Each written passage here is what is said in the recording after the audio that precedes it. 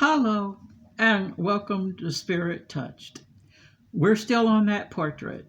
Ephesians 1:13. It's not what we do, it's what he does. It's not about us, it's about him. The fact that we keep falling after we get saved does not invalidate our salvation.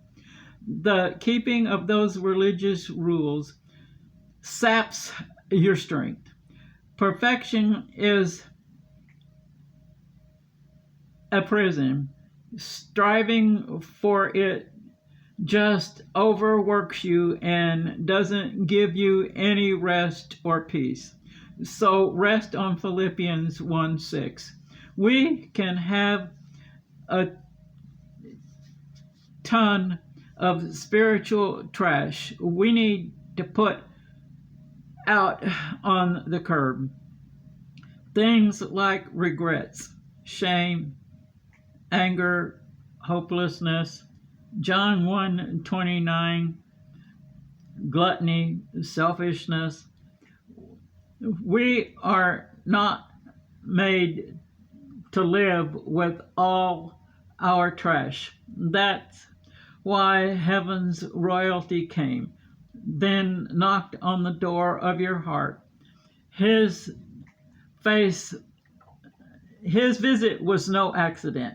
He came from the place we only dream of to the place he created. Why? Because he wanted to be with us, to touch us, to help us, to love us. He was willing to be born in a lambing cave and die on a cross at the city dump. That's how much he loves us. He wanted to touch his people, so he started in Mary's womb. He wants to tell us John 14:20 and Ephesians 3:17. When he is in us, we have Colossians 1:27. While on this earth, he was with his people and family. Now he is in us. Think about that a second. We have the very force and source of life in us. Colossians 1:29 is his purpose. While on this earth, he went to ordinary places, part of the ordinary but of the ordinary and the ordinary things that he did. It's like the song says, out of the ivory palaces into a world of woe, only his great eternal love made our Savior go. Those years in the carpenter shop, he was diligent, took all his time on earth seriously. Then for him comes Luke 3:23, to enter a public life of service. You have to leave a private life. To change this world, he had to leave his heavenly world. With the day that Jesus left his home to start his earthly ministry, we were 1 Peter 1:18. However, on that day we became Ephesians 2:4 and 5. Our mind is our computer. What we put in it is its software. Sin is the malware that infects our minds. Our viruses are called DTPs, or destructive thought patterns. Some of them are jealousy, greed, guilt,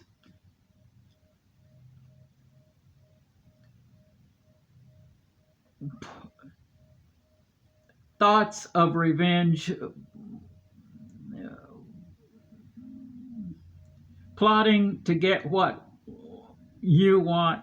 All of this wastes time and energy. We can trace all of them right back to Satan. That's how we got Romans 1:21 and 22 in the NIV. Sin messes with your mind because that's what Satan does. Do not open his emails. Do not click onto his spam. Just hit the delete button for both and toss them in the trash, then empty it. Remember where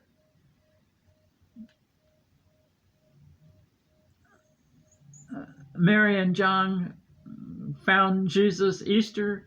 He went missing. After he went missing for those 3 days. Okay, remember where Mary and Joseph found Jesus after he went missing for those 3 days?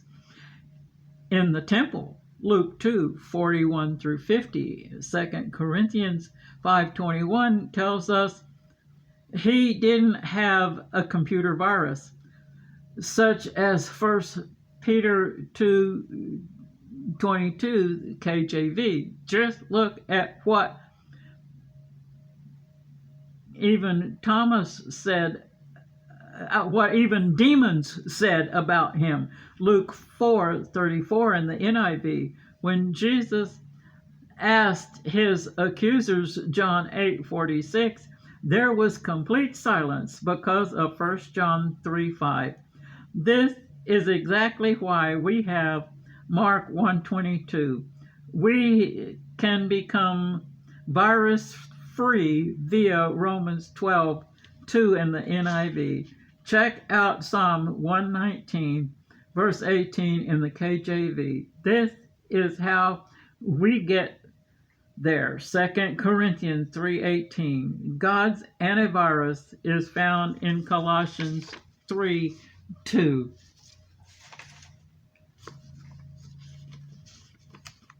Baptism.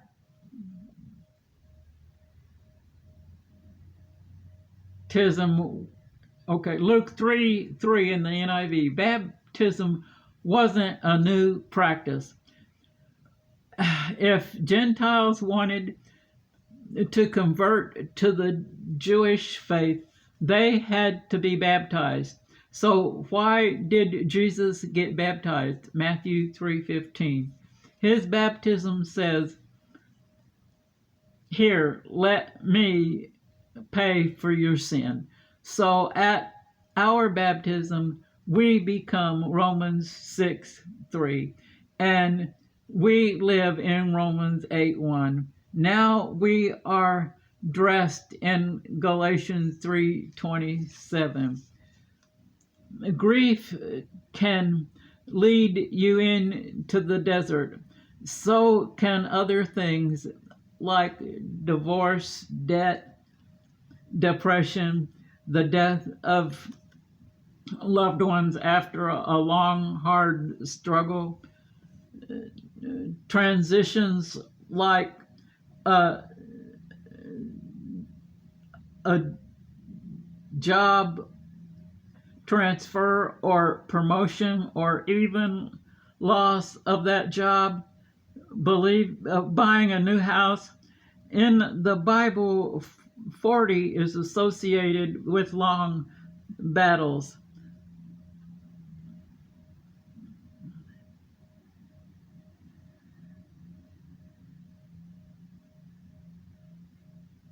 Noah's 40-day rain event, that 40-year trip in the desert, those 40 days Jesus was tempted.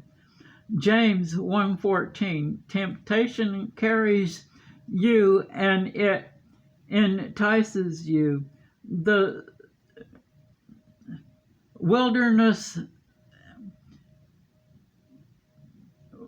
weakens resolve. It's where many addictions are born. Out in the wilderness is where we think the unthinkable. Take a careful look at Matthew 4:1. Satan didn't come looking for Jesus. Jesus went looking for Satan. And we see Romans 5:18.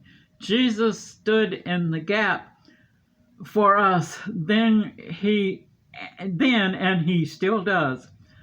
This is why we can totally trust his word and his work on the cross. Everything we need to survive out in the desert is in the word. That's why Jesus